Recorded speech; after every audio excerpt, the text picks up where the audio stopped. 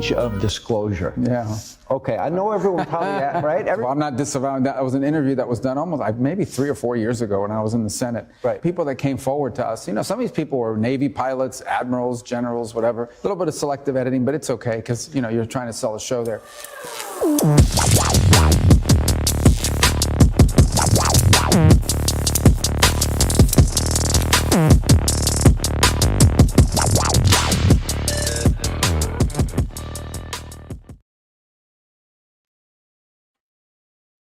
Well, Happy New Year, everyone. It's 2026. How about it? I don't know about you all, but I, for one, am ready to put 2025 behind me and move on to the new year. There's something about the new year. It's like, even if it's not really, it still feels like, fresh start, new opportunities, new beginnings. But also a time to reflect, time to look back on what we've achieved, what we haven't achieved. And some would say in UFO world that 2025 had some, maybe 2 steps forward, 3 steps back kind of a year. I don't know. Y'all tell me. Good morning, Steve. Glad to see you. Hope y'all had a happy new year where you're at. So I decided to put together a little list of kind of the top 10 headlines of 2025, and I sort of ranked them by measure of impact. So kind of the impact I think it's had on the kind of community and lore in whole. So I hope you enjoy the list. Now we're going to go through it. I'm going to kind of pause it between these top 10 and we're going to kind of talk through some things. So let me get this going now.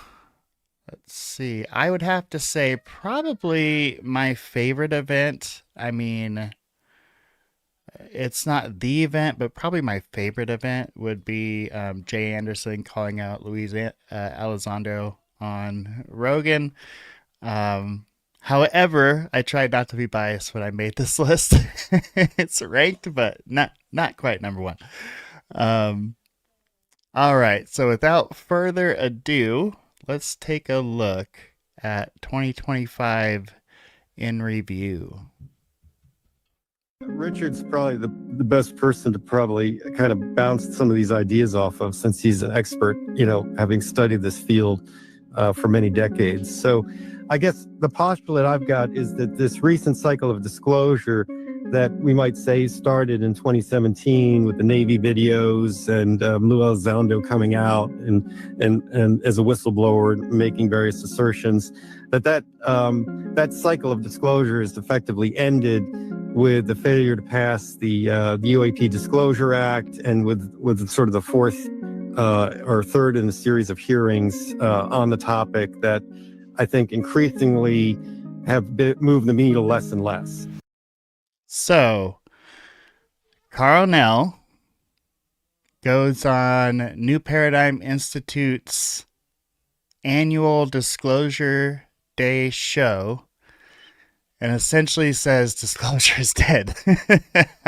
I don't know about you all, but that one definitely made the top 10 for me. It's at number 10. It's pretty interesting. You see someone like Carl Nell, who at one point was so optimistic about disclosure and moving the ball forward, come on this daily disclosure day and say, yeah, the cycle's done.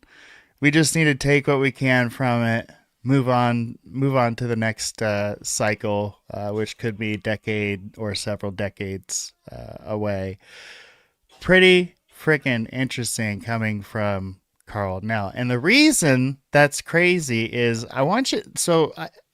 these are just highlights, but this was Carl Nell in 2023 at the Seoul Conference Symposium talking about disclosure and the UAPDA and how important that UAPDA was. What are these sort of emergent factors that happen? Well, I think Leslie Kean's article, as everyone is familiar, was a key sea state change in precipitating the removal of a lot of the stigma that surrounded this topic. And of course, coincident with that, the work of Chris Mellon and Lou Elizondo in getting those videos released and adding their names and reputations to the topic to move it forward. So certainly that was a key incident. The next piece was, I would argue, the David Grush, Ryan Graves, David Fravor testimony before Congress, again, lowering the threshold of making this topic respectable and incentivizing some discussion about it. So you'll notice, if you look at the timeline there on the left, that the approval of the amendment was maybe a day after that hearing. So I don't think those are necessarily synchronized. The work for Schumer was going on in the background, but all these contributive factors were lowering that threshold for making this acceptable. So if you look at the folks that are actually supporting this, you got two folks on the SASC, you got two folks on the SISI, you've got complete bipartisanship, right? You've got Rounds and Schumer that are sponsors, but of course you've got Senator Gillibrand and Senator Rubio from the left and the right supporting it, and you've got Senator Heinrich and Young.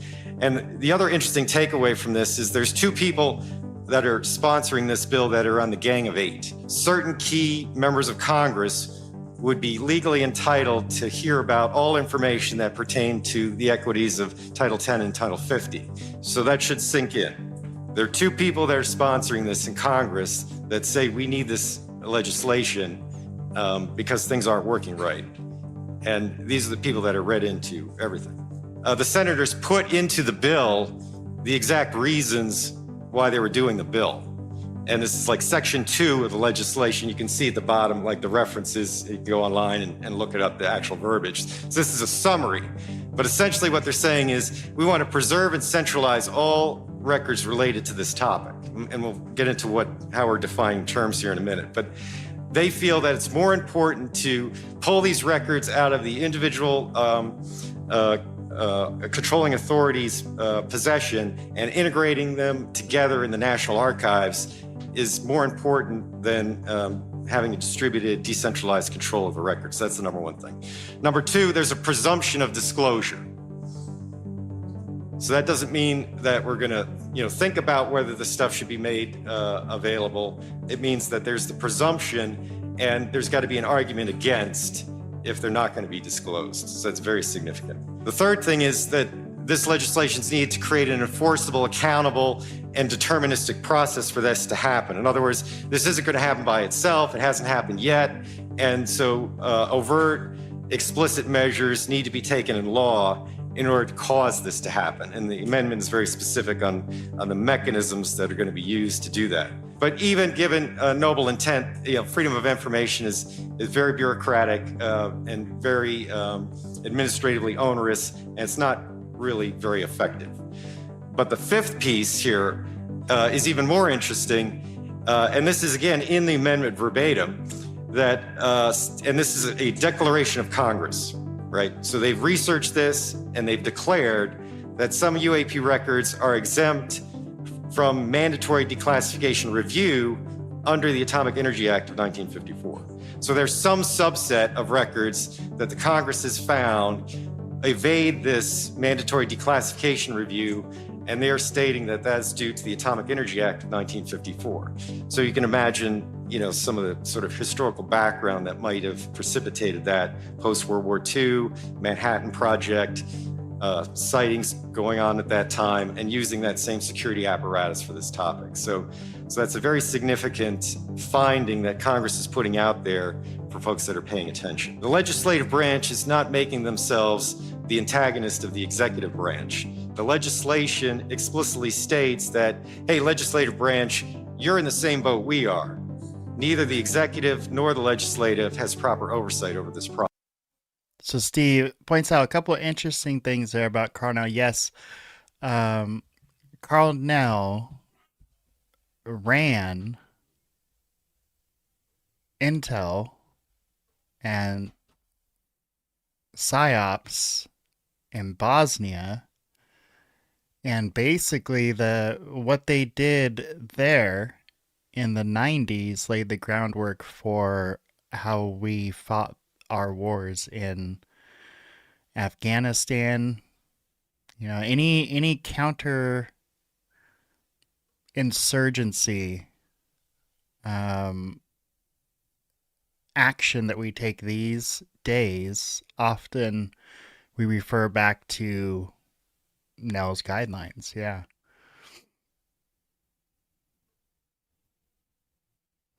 Yeah, it is. It's a twisted game. So Steve says that he's an interesting pick for someone that would be pro transparency and pro whistleblower. And I would agree. And in 2023, you show him, I mean, he's basically lobbying for this bill. This, at the time, it was the Schumer Amendment, the UAPDA. And when it became time to turn it into the UAPDA and try to get it passed, it got, as I've said many times, it got completely stripped of anything meaningful, just so they could say they got the bill attached to it, that the UAPDA got through. And then in 25, this last NDAA, they just straight up removed it. And what's interesting is that no version that got passed had this panel that he's about to talk about here. Well, that he's sort of mentioned, and he gets into here in a moment. And the panel, the independent panel with congressional oversight, was really, that was us. That was like our voice. Those were the people that had a high enough IQ, but weren't government servants, that were going to help us, right? They were going to, and be kind of that liaison between us and the government. Like, this information needs to go out. And if you don't want this information to go out, you have to tell us on record why you don't want this information to go out. And then we won't put it out. But in a maximum of 20 years, that information is coming out, period. Like, no ifs, ands, or buts. So it was, when Carl Nell is saying a presumption of disclosure, that's what he means here. Like, basically, anything UAP related, we presume it's going to be disclosed to the public. If not, the actual executive branch, the president himself, has to step in and say no. And they can't just say no, they have to provide a reason. That never got through. No version of the UAPDA had that board on it. And this year, this most recent one, it just didn't even get passed. And I think that has to do with why Carl Nell went on New Paradigm Institute's Disclosure Day and said disclosure was dead. He was frustrated. But again, Steve, thinking about your point, it's like, was that even real frustration, or was that a win for him? It's hard to say, right? Why do we care? What a Well, twisted we care game. because we can't do open scientific research, and we care because we're concerned about technological surprise, and we're concerned about the public interest and the public good. And so the legislation is explicit about all of that. A lot of the stigma has been removed by sort of changing terms of reference, right? So we went from UFO, flying saucer, ET to UAP. And so UAP is probably a more accurate term, right? It's a phenomena, and that could be a range of things, from metaphysical to psychosocial to nuts and bolts to religious to consciousness. There's a whole range of things. So this was actually very helpful in a sort of a intentional ambiguity to allow consensus to occur around a topic at the same time as removing historical stigma. If you look at what AARO is doing, for instance, what problem are they actually solving? UAP is so broad, even in an operational sense, it could be probably 4 different problems. So what the Schumer Amendment does is they try to basically reverse the trend of expanding the scope of the term to narrow it down to a hard core where progress can now be made in this next phase. And then perhaps as we make further progress, we can identify other avenues of approach that might actually then be more efficacious to expand the definition. UAP is any object operating or judged capable of operating in outer space, the atmosphere, ocean surface, or undersea, lacking prosaic attribution due to performance characteristics and properties not previously known to be achievable based upon commonly understood principles of physics. This stuff is the unknown category, and that's what we're talking about when we're talking about disclosure. The government isn't a monolith, right? You've got a lot of different opinions going on, a lot of different organizational dialectic and dynamics going on, and a lot of different agendas.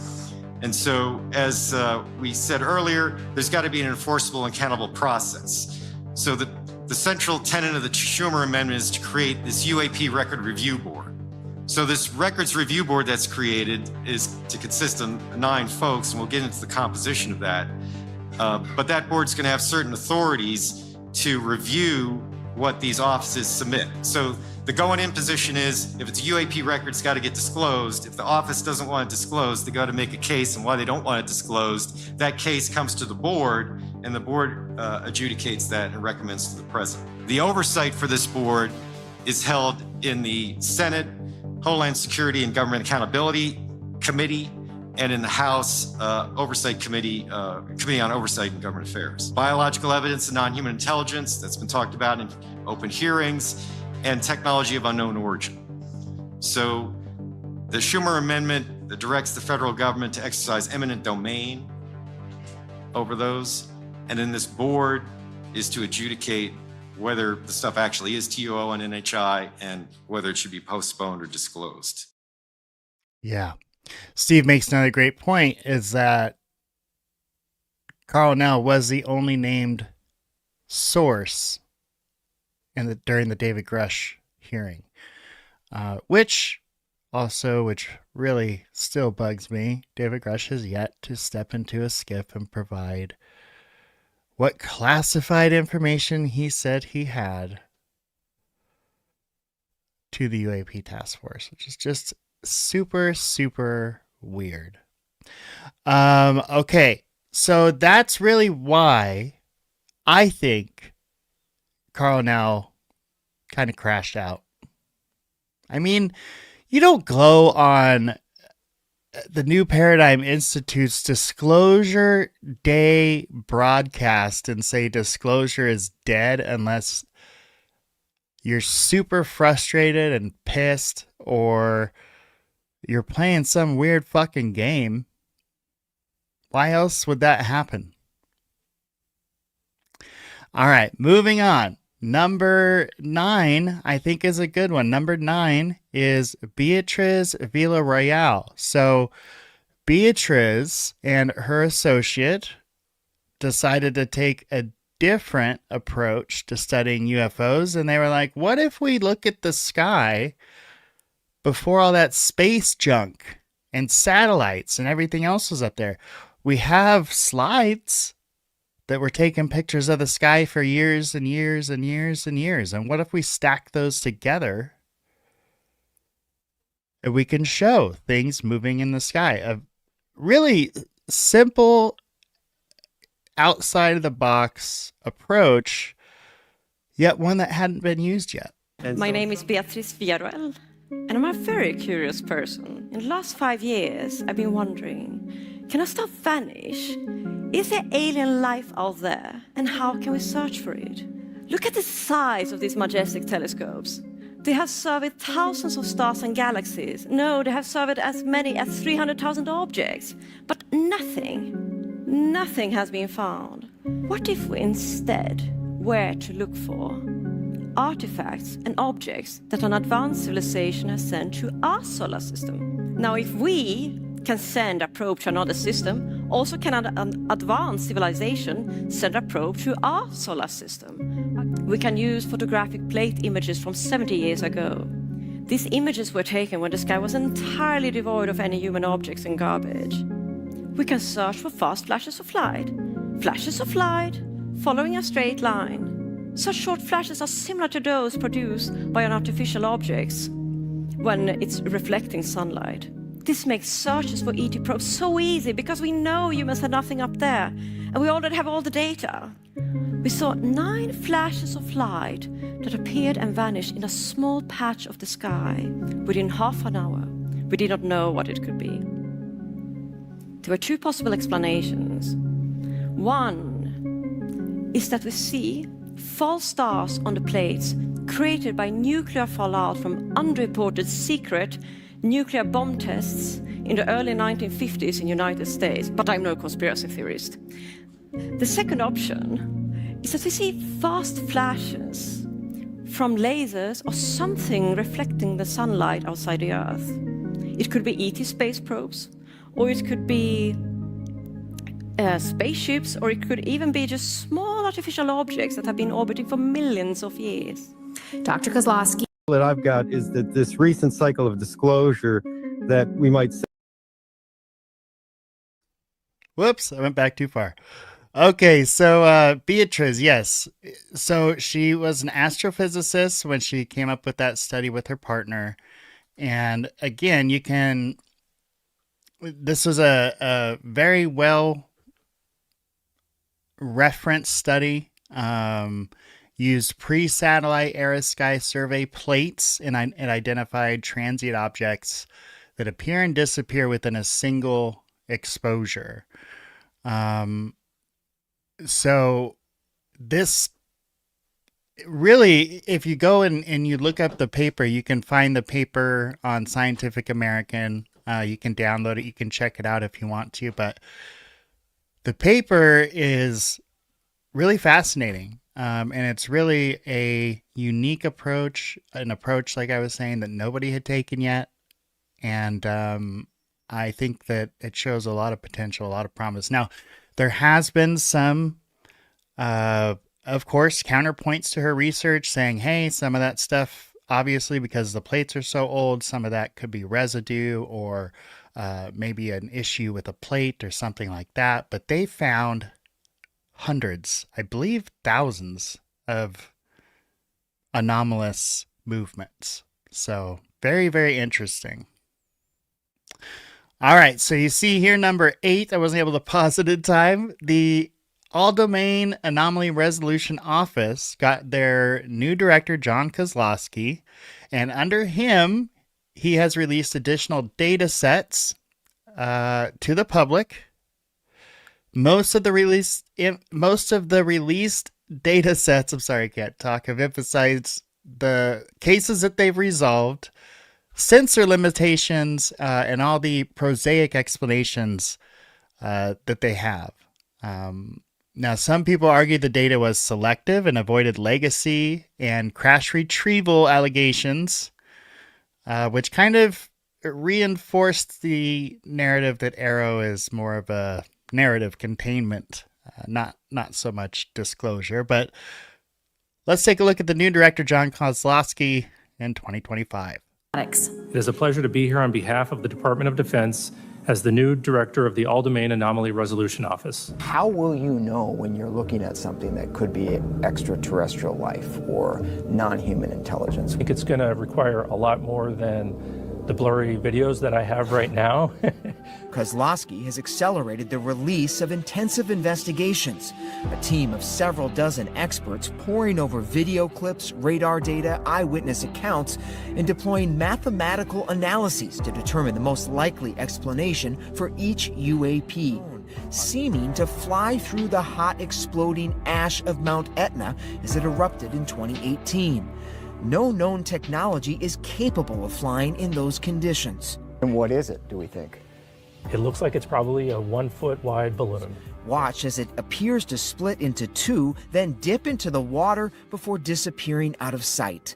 With very careful analysis of the metadata, taking into account where the camera was pointing, we were able to assess that this is actually an object that is flying just a few hundred feet above the ground and is maintaining a flight path consistent with the wind over the airport the whole time. So it doesn't actually dip into the water, it's a mirage. Exactly, yep. It's just an artifact of the sensor. It's swamp gas. Duh. You guys, you don't know about swamp gas? It's clearly swamp gas. Oh boy. Steve mentions in Dr. Villarreal's study that nobody's saying the particles were from secret nuclear tests. She actually does in that speech. And then she says, but I'm not a conspiracy theorist. So it's kind of funny. I think that could definitely be a big part of what we're seeing too. But still, even if that's the case, that's good to know, right? I mean, that means they were launching more nuclear weapons into space than just the one they told us about, right? Because they told us about one. They didn't tell us they were launching many into space, right? And that's weird. I mean, it's not totally weird, but still, you'd think by this time it would be declassified.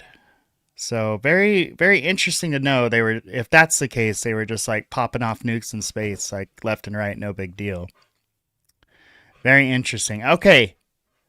We're on to number 7. And number 7, I'm sorry, I gotta do it. Age of disclosure. The age of disclosure,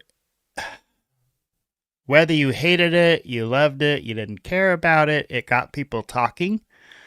And I think it got some of the normies that were maybe a little more resistant, maybe looking back at reevaluating the whole situation.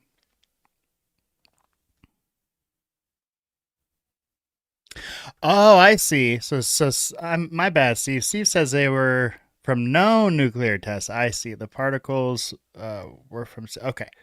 So Steve says skeptics, detractors of her research are saying the particles were from secret tests, but were not from secret tests, but from known nuke tests. Okay. I got you. Yeah, I don't know. We'll have to see. I mean, it's a very novel approach, and in my opinion, the jury's still out. Like, we'll see what happens. Okay, so here we go. Age of disclosure. Like, you haven't seen this one, right? The American people are ready to receive the truth.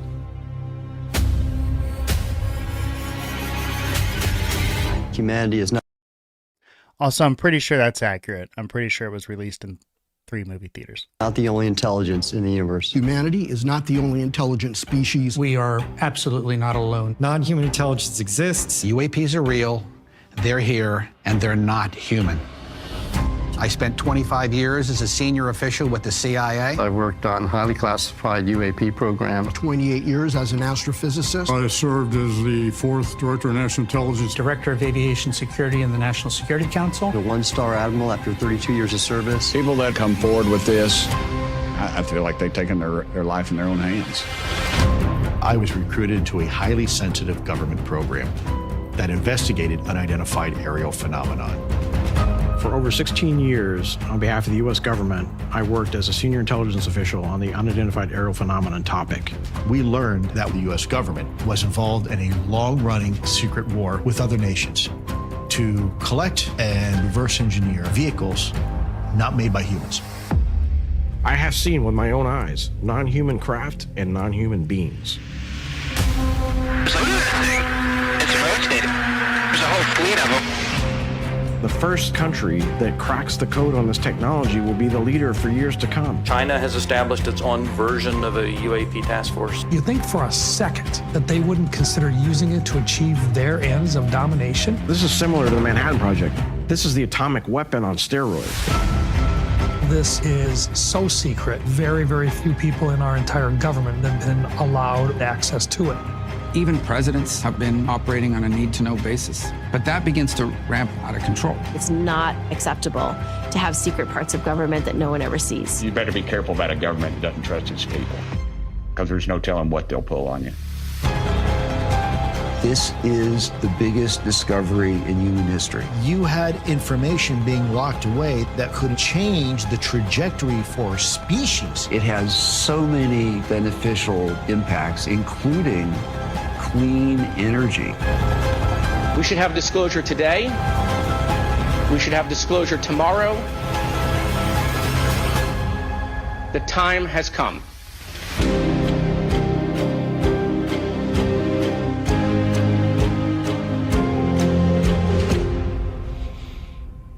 What else you want to know? The age of repackaging old information and making it look new. That's honestly what it felt like to me. There's nothing in that film that you can't go out and find on your own through a little bit of research.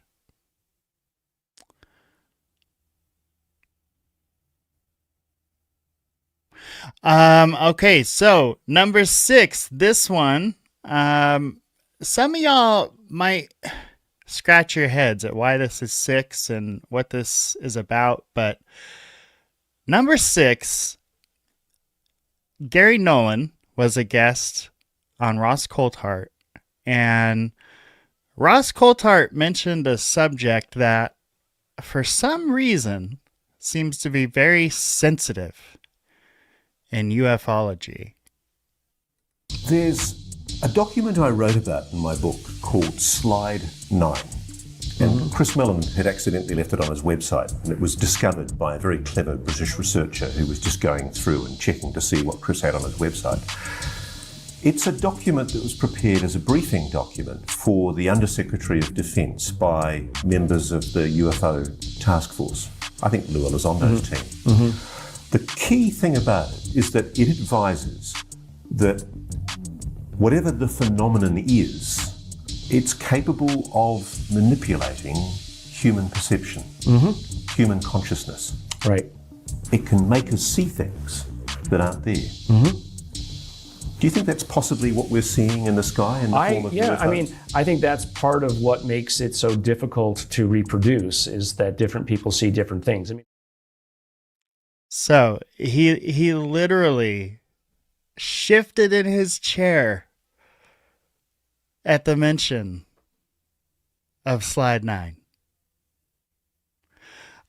So Slide 9, if you're unfamiliar with Slide 9,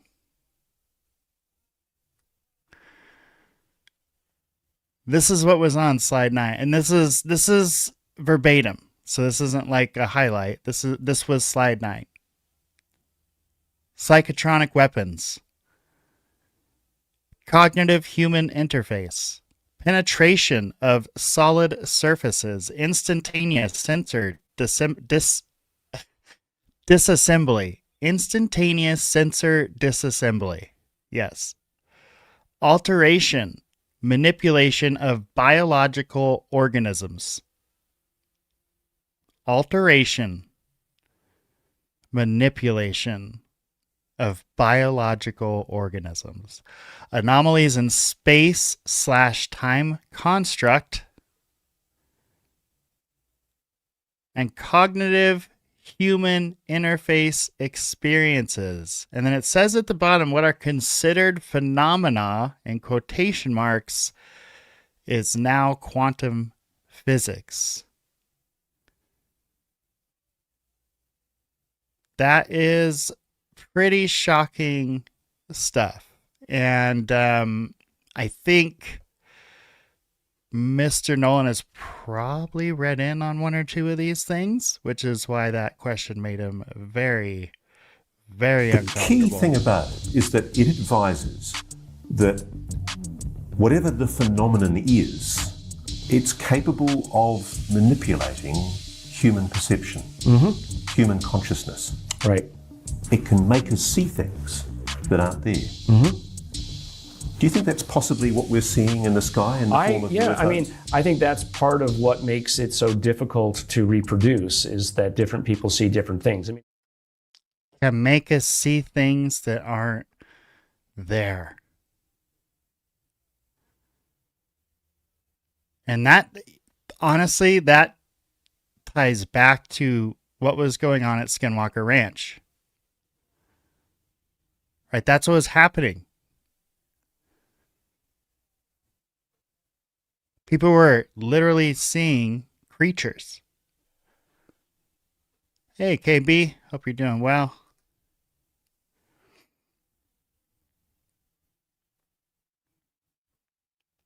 So, yeah, you've heard my soapbox speech about why they should not be giving people that said they saw a dino beaver a hard time, but that's the stuff, right? Like, they can, I say they, whatever it is,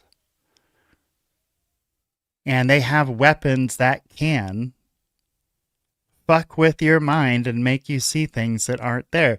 So then that begs the question.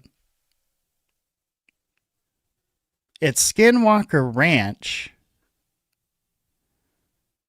were they experiencing something like a phenomena, or were they experiencing effects of directed energy weapons that were being tested on them?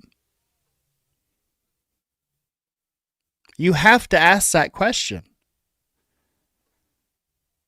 What if Bigelow went out there and they set up a bunch of shit, a bunch of these weapons all over the desert that could fuck with people's heads? That's just as plausible, in fact, probably more plausible than extraterrestrials.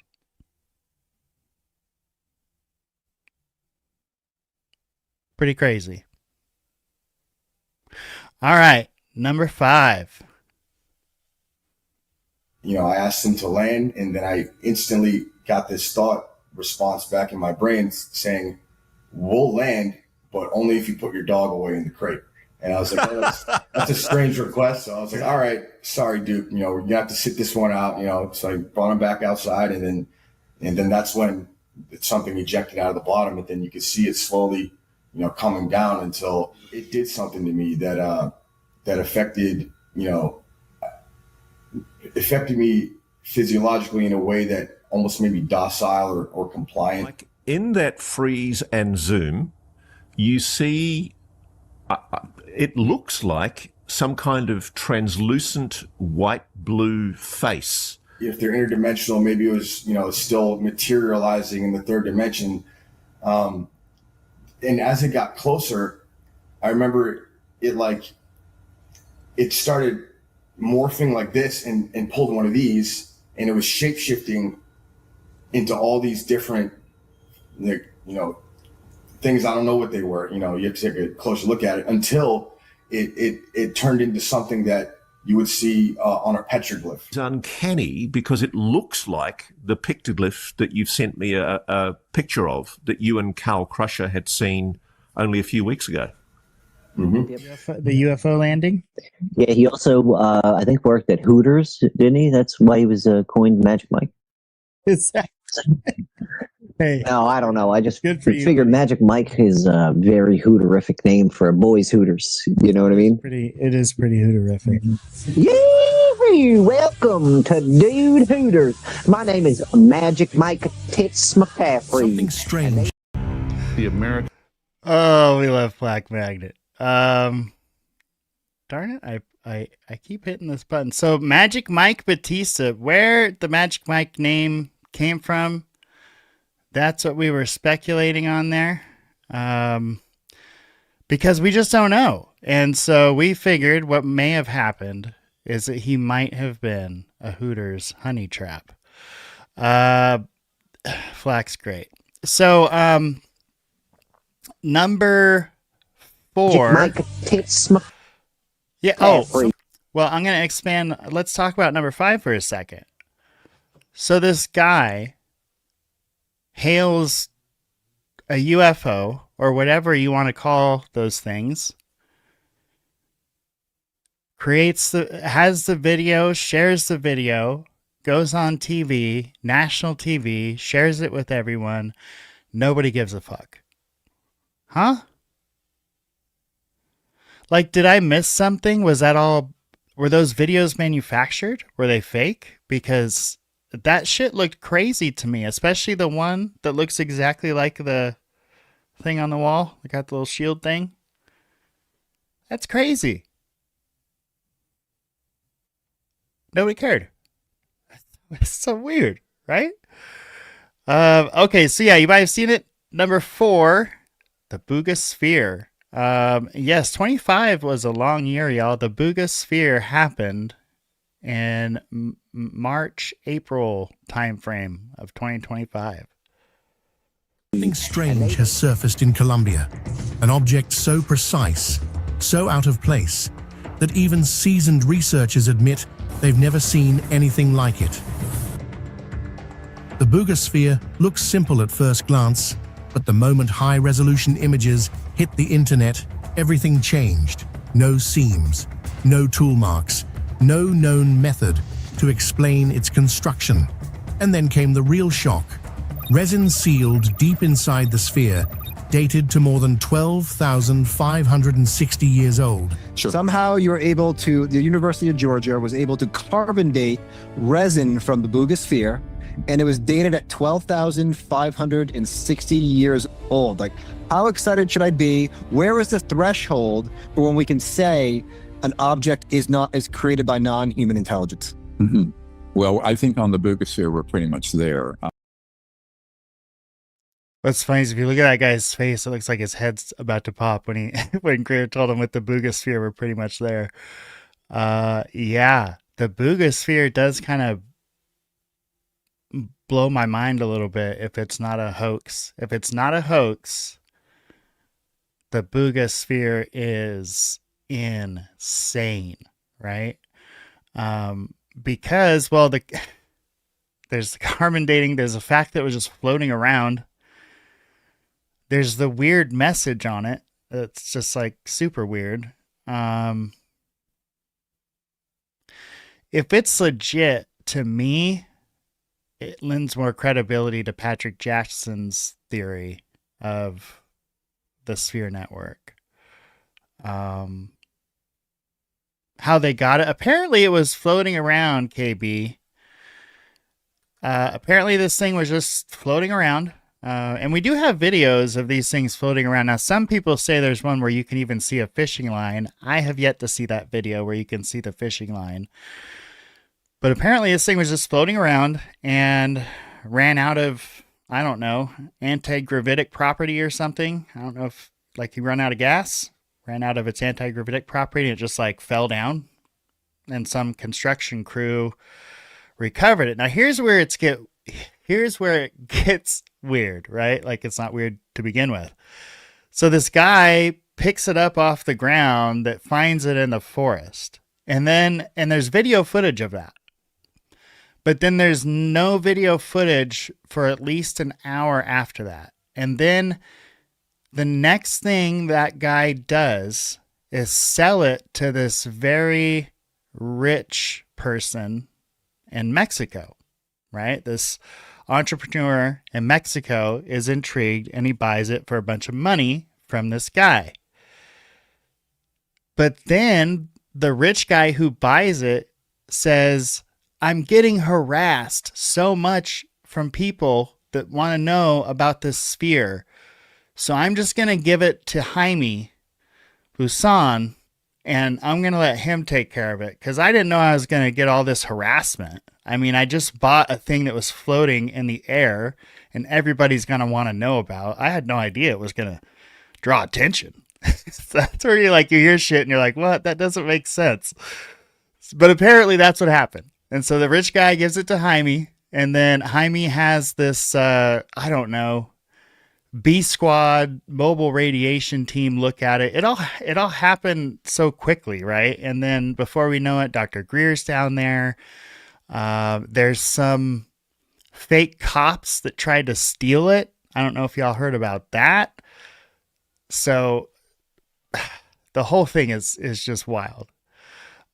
Okay, number 3, moving on to number 3, the debate over the tridactyls continues. I thought by now this would be settled. I think most people agree that the little ones are very difficult to believe that those are anything more than some kind of an homage. But the big ones, the ones that are like in the fetal position, that those ones, even when they x-ray them, are coming back surprising a lot of people. So number 3 is our ongoing debate over the tridactyls. And I've got some audio from Jesse Michaels, and then on the other side of the debate from Gary Nolan. They break my brain. This was the most frustrating case I've ever had to deal with, and I wish I could give you a definitive these things are definitely dead aliens. I cannot say that definitively at all. I do think there's a lot of reason to believe that they are forensically organisms. They're organisms If that they're not, they're incredible works of art. If they're not, they're the most sophisticated hoax ever that basically tricked forensic experts from John McDowell, who just won the greatest award in forensics you could win or whatever, the Grand Wall Award, who is the president of the American Forensics Scientific Association or whatever in the U.S. Jim Caruso, who's the chief medical examiner in Denver. The equivalent of McDowell is a guy named Dr. David Ruiz, so he's the Peruvian head of their forensics association, and the head of the Mexican Navy forensics, this guy named Dr. Jose Salze. And there's x-rays of them, and that's where it gets really weird. And they're tridactyl, right? So they have 3 fingers and 3 toes. Yep. And so these were discovered in 2015 in a cave by a guy named Leandro, who goes by Mario, and they were found in diatomaceous earth. It's really weird. The weirdest ones that I was talking about, the forensics people kind of evaluating, are these M-types. These are like 4 to 5 feet. They look pretty anatomically consistent. Have you seen them in person? I have. Really? Yeah. And what was your feeling? My feeling was, it was this... Keep those images up, please. It was, as with a lot of these things, oscillating between, holy shit, this thing is not from here, and then, dude, you have to like chill, and like there's so many other things, there's so many other gates this has to get through. I do know that you've paid attention to the tridactyl mummies. Yeah. What is your take on that? I wouldn't necessarily call them hoaxes. I would say that they are constructed. But they're old constructs, so maybe there's some sort of homage paid to the ancestors or something like that, whatever they are. So there are some ones that you clearly look at, you go, oh, come on. Right. That never lived. Then there's the fetal position Then there's the fetal position ones, the big ones. Yeah. And I was at the beginning, I'm always open to being wrong. I was at the beginning thinking, oh, well, because of the small ones, those are probably not real. But then the MRIs started coming out. Yeah. The full body MRIs and the ligature and the bone construction and the finger, and then perhaps most, I think, extraordinarily, the fingerprints on them being clearly not human. So it's interesting. But here's the problem, is that because there's so much circus around them, unfortunately created by people who want a circus because it sells their TV shows, no scientist of any merit would go near it. Anything that old, you won't get a lot of good DNA out of it. But just they did the same thing with the Denisovan and the Neanderthal. And so they say, oh, well, there's 90% of the genome is non-human. It's probably garbage. It's probably these mistakes. It's probably bacterial contamination that you're reading. There's ways to deal with that, but that requires money and not one-off DNA sequences put on the interwebs for some amateur genomicist to make a claim about. Right. So there's ways to do it. I mean, you would want, at the end of the day, to get the results to the level where you could go to the guys who did the Denisovan and the Neanderthal DNA, the Max Planck and others who won the Nobel Prize for it, and say, hey, what do you think? But you don't dare take it to people like that until you've done your homework. Yeah, I mean, the debate rages on over those things. Now, in that interview with Rogan, Jesse goes on to say he believes they have like 60 of those M-class. I don't know if they're all M-class, but they have like 60 of the mummies, a bunch of them being those M-class. The M-class are the ones we're looking at there, the ones in the fetal position that are really stirring a lot of debate. Because the thing is, like, okay, if they weren't existing creatures, then they're one amazing piece of art, because you've got literally awarded anthropologists looking at this stuff going, I don't know. Look at 3 of them right there around the table going, So I left the part in where Jesse says the material that they were found in, the soil that they were found in, because apparently that soil is notorious. Well, not notorious. It's known for kind of artificially aging things quicker than they are. So it's very possible that the date on them may even be wrong. But boy, the tridactyl thing, I just can't wait to hear more on that and where the science comes out on that. Francis mentions that that's the thing, right? That chest plate is fused to their bones. Says it could only happen if it was alive and all the connective tissues are there. Yeah, that's insane, right?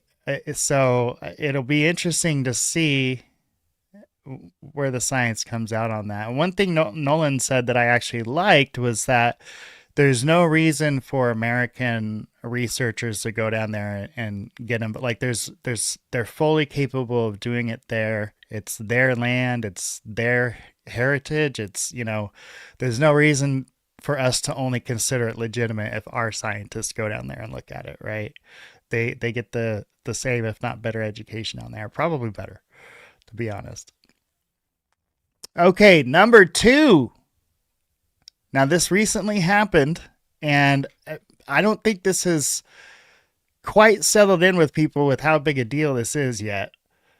But number 2 for me is going to be Luis Elizondo getting called out on the Joe Rogan Experience. Now, he's been called out on my show. He's been called out on 100 other shows about the shit that he's pulled. But when you get called out on the Joe Rogan Experience, and Rogan doesn't give you much pushback, it's not looking good. Seems to have been a bit of an issue with the way that I've been talking about Lou and his association with ATIP, because I think that ATIP was actually a cutout. It wasn't a real program, and it was a cutout that was actually created for To the Stars Academy. When the whole kind of 2017 narrative and Lou Elizondo and Chris Mellon, all these guys started coming out, obviously we were all extremely excited about it.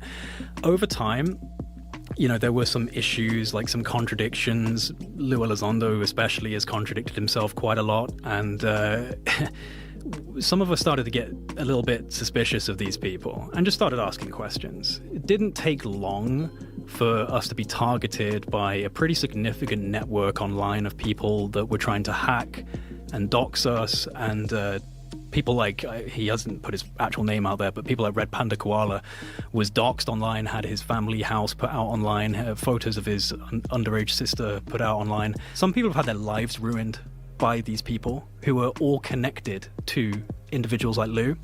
And Lou actually said that he came to burn ufology to the ground. Like, he actually said that in an article. He was like, I want to burn ufology, I want to destroy it. Does he know things? You don't think he knows things? What does he know? I don't know. Exactly. Regardless of the fact that this man has gone on stage and presented literal fake UFO photos to the public, which have been debunked in less than 24 hours, and he had to admit, this man apparently ran the Advanced Aerospace Threat Identification Program? I call bullshit. I remember the first time I met him, it was in 2018. The only reason he came forward, he was ticked off about how ATIP had been described in major media reports, and no mention had been given to the actual real program, the one that had a $22 million budget, lasted 27 months, and which put together the biggest UFO data warehouse in history. SCIF, would you be able to provide or get access to something, whether it's visuals or material that we can put our hands on, or biologics, that would convince me, that would show me that we have non-human origins? Sir, that decision would not be mine. That would be to the gatekeeper still in the U.S. government. And who would we, so if you were in our shoes, where would you go from here? How would you get that information? A lot of times we just don't know who to ask. We don't know where to go next. So when do you think we'll get a UAP here? We actually have one being noticed currently, so you guys will see all that information coming out. What happened with this week's here? Well, we have 2 SCIF briefings this week, and by the way, Mellon got sick, Elizondo got sick, and Mr. Brush also is not feeling well, but Brush has been very helpful. So my message is, we got the SCIF. You guys need to be here for the SCIF briefing. Yep. Thanks. We had 3 in there, but 3 of our main ones were sick. So we're going to get them back on the books and see if they show up. They had SCIF flu.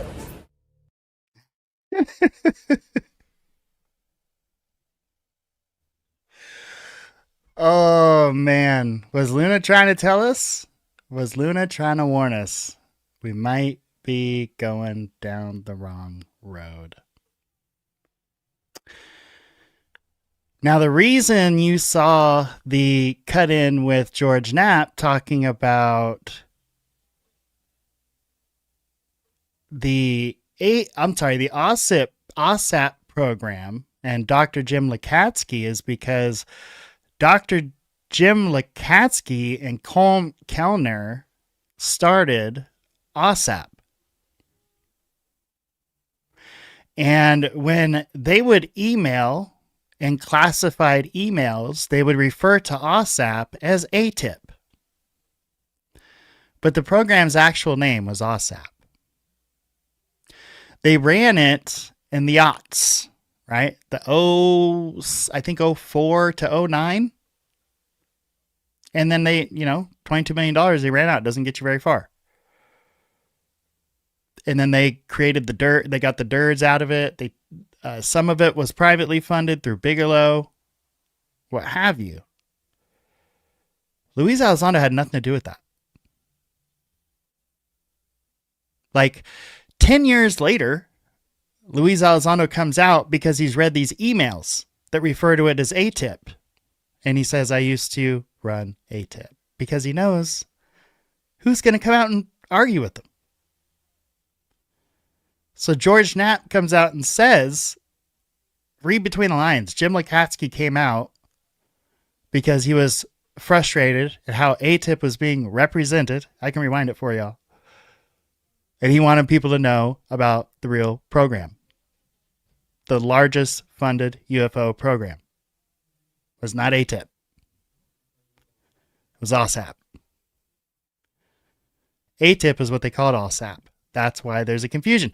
That's why we had Luis Cayetano on here twice. And guess what? We're going to have him on again next week to talk about more of this. Got it scheduled. Literally wrote the paper that was published in Popular Science, The Confusion Between OSAP and ATIP. Broke this down for you 6 months ago. The reason that's number 2 for me is because that calls into question everything we've heard from anybody associated with the To the Stars group. It's not just Lou. It's Eric Davis. It's Hal Puthoff. It's Christopher Mellon. It's all of them. We have to re-examine the information that we've accepted from that entire group. You heard of COINTELPRO Pro? They don't just fuck with one side, y'all. They try to get their hands in every side. The biggest UFO event in 2025, of course, was the UFO hearing with George Knapp, Dylan Borland, Jeff Nuccatelli, and Alex Wiggins. Rep Burleson, Rep Luna, Rep Burchett asking a lot of the questions. And here's the highlights from number 1 of our 2025 UFO review, the UFO hearings. Enough is enough. It's time that we take action. Look, I'm not jumped to the conclusion that I believe that there are, aliens coming from another planet. But I'm open to that. And I think that it's our responsibility, especially when we're seeing that we have a government that is actively blocking information from us. This is the kind of stuff that we repeatedly see. Last year, we were blocked by someone in House administration from being able to receive a full briefing from AARO. This video is of an MQ-9 drone tracking an orb, or this object, off the coast of Yemen. You'll see that another MQ-9 launched a Hellfire missile. You cannot see that drone. And so I'm not going to explain it to you. You'll see exactly what it does.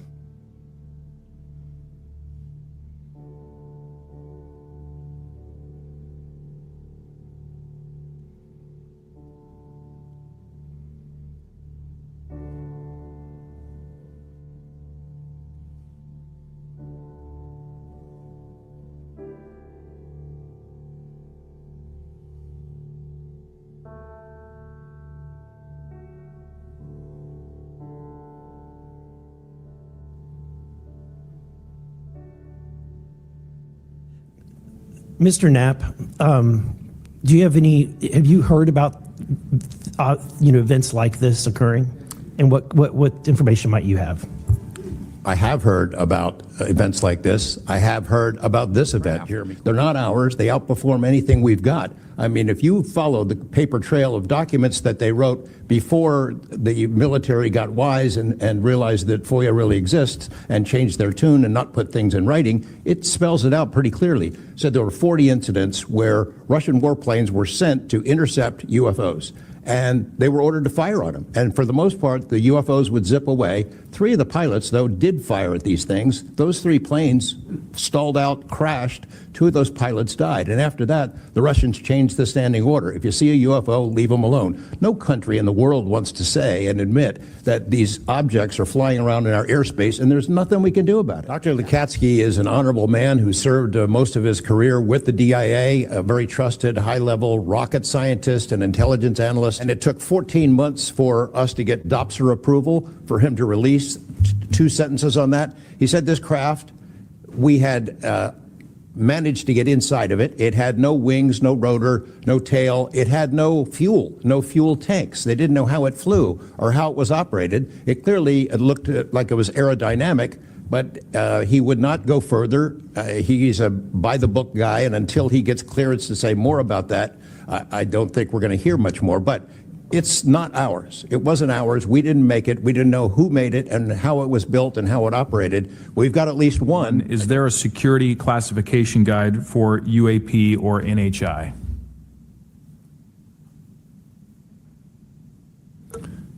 I remember in the 2003 or 2023 hearing, it was stated that all you. I have a name for you. Go ahead. Glenn Gaffney, CIA. Glenn Gaffney, CIA. I can't imagine that any whistleblower or witness will ever go to AARO again because of what happened under the first director, who's now long gone, but still seems to act as the spokesperson for that organization. Maybe at some point we need to really dig deep into AARO, and I would encourage us. Oh, I'd be happy to send maybe a subpoena to Mr. Kilpatrick. There you go. Mr.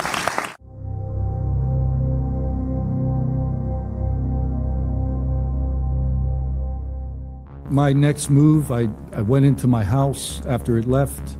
I made sure no one had been abducted, and I picked up the landline. I called the Security Forces Command Center. I mean, we've been talking about this for 20 years. We don't know what we saw. What we saw changed our lives and the way we think about everything. It was incredibly profound. The object I saw, I don't even know if it was an object. It was a light. It was an orb.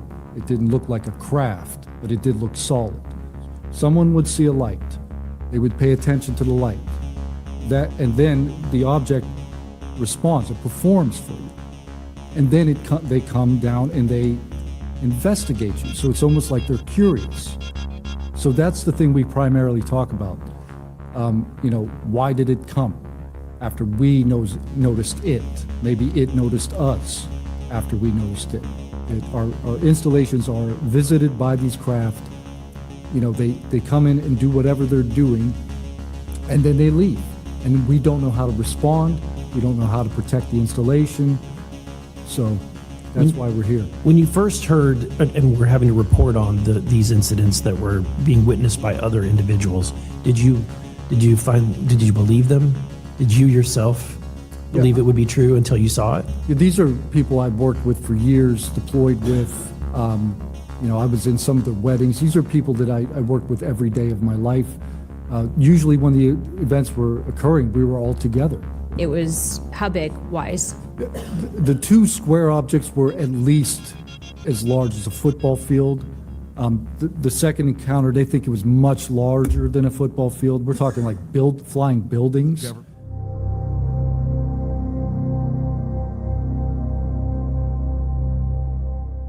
And after you disclose this information to the intelligence community, Inspector General, you're subject to phishing attempts and job blacklisting. How widespread do you think this is across the intelligence community for those who raise concerns regarding UAP programs? It's a difficult question to answer. I think prior to David Grush and people beginning this process of bringing people into awareness of the reality of these programs and certain things people have witnessed, probably extremely widespread. I think today there's still an issue, but because people are able to come before you and people are speaking out, I think it has been somewhat less.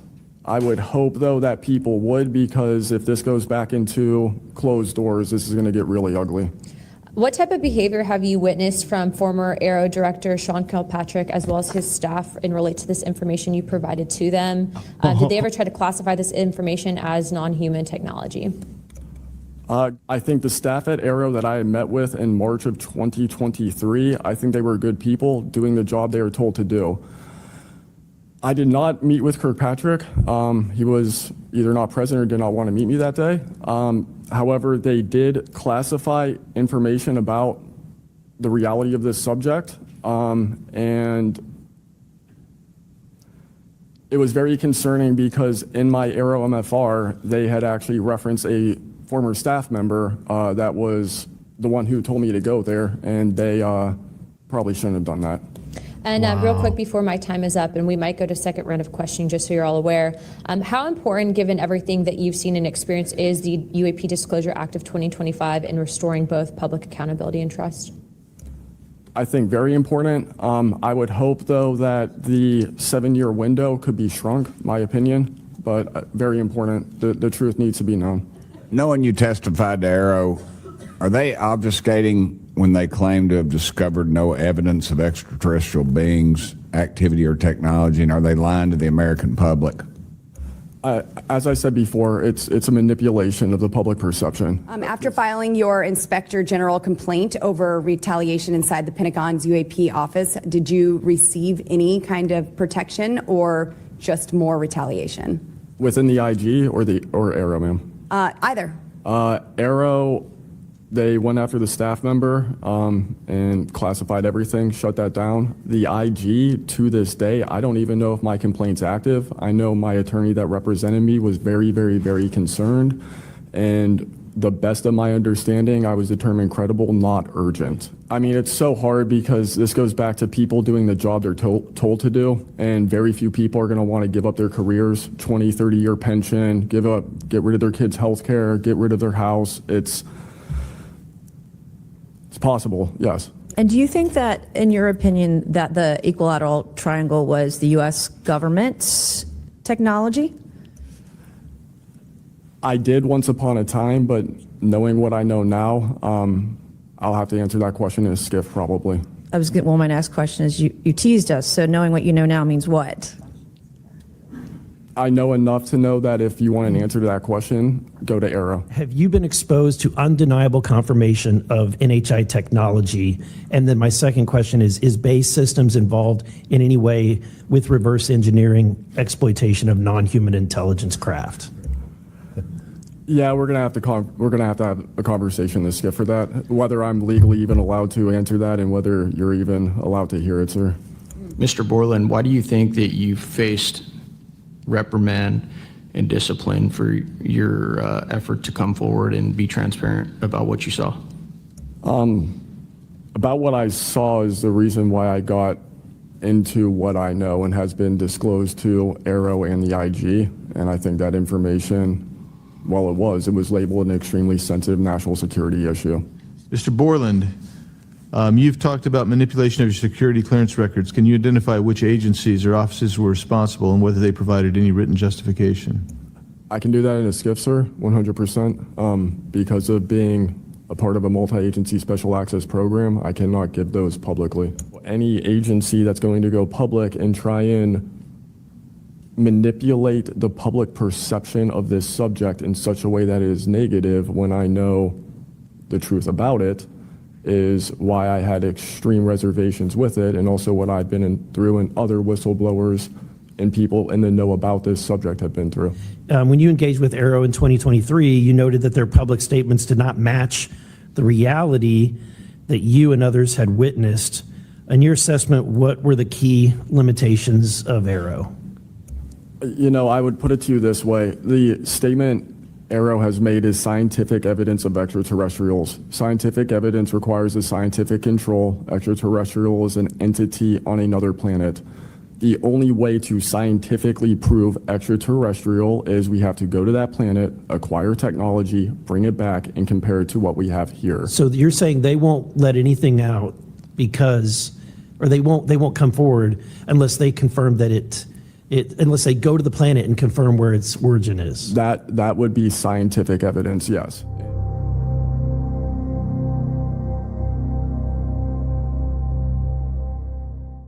When you first saw what you were looking at, what were your first thoughts? My first thoughts were, I think everything that I was told and taught as a kid and as growing adult no longer, was applicable. If I'm able to see something that I thought defies gravity in such a way, then what else could be possible? From the time I recognized on my radar to the time after the video ends was probably about 5 to 7 minutes. It sped up. I'm not an expert at, knowing specific speeds of aircraft just by visual eye, but I would say probably 1-2 Mach instantly into the rest of the formation. I didn't notice visually with my own eyes the other 3 objects until I went back to my radar and also utilized Sapphire to see that in fact there were 4 total. And then again, when they all left after a certain amount of time, it was nearly instantaneous. Our mission is to carry out the ship's mission or the command's mission, and we, on a general basis, don't have knowledge of what to do when we see things like this. We just don't. We're there to do our mission and do what's told of us, right? So I think what would be important is giving active duty members a clear way of being able to report things like this to where it gets to this point. I think what the American people should think when seeing that video, along with others before me, is that there is something out there and we should know as the people what it is. So it's either a weapons program being reverse engineered by our governments or other governments, or it's nobody's government and it's not from here. Those are it. You agree with that assessment? I agree. I agree. So yeah, that was the hearing that Carl now saw and decided, this is kind of getting reciprocal, right? Like, how many times can we listen to different witnesses? Sure, it's great to hear that, but it's not advancing the actual cause of getting UAP and UFO activity under a controllable, accountable umbrella. Because if we don't hold them to account, and these legacy programs are real, and they've managed to survive through all of this scrutiny so far. I mean, we got one name out of 3 hearings from George Knapp, Glenn Gaffney. And, Corbell had to, as you saw, consult with Knapp before Knapp was even willing to give that name. So initially, he wasn't even going to give that name. But then Jeremy Corbell got in his ear and said, maybe you should tell him about Gaffney.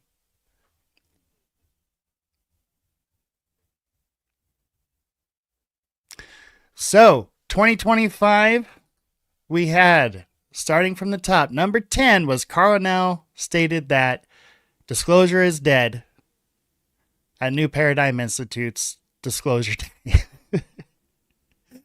The Beatriz Villarreal Archival Sky survey study gains a lot of attention, both positive and, as Steve was pointing out, there are some questions about how dependent that study is, how dependable those old slides are.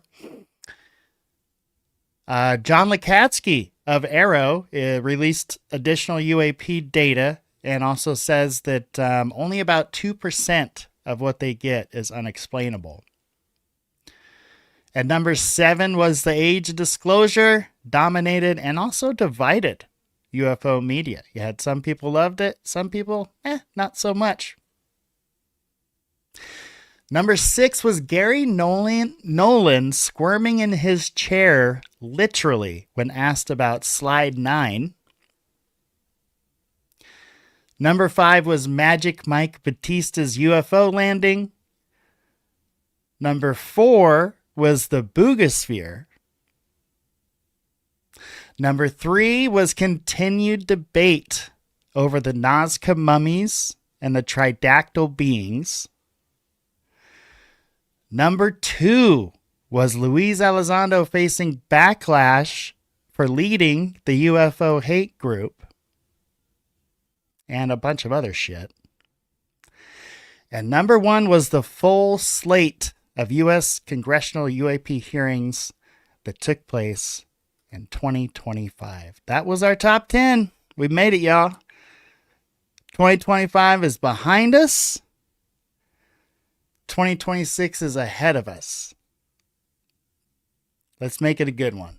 Y'all have a fantastic New Year's Day. I am going to go spend it with my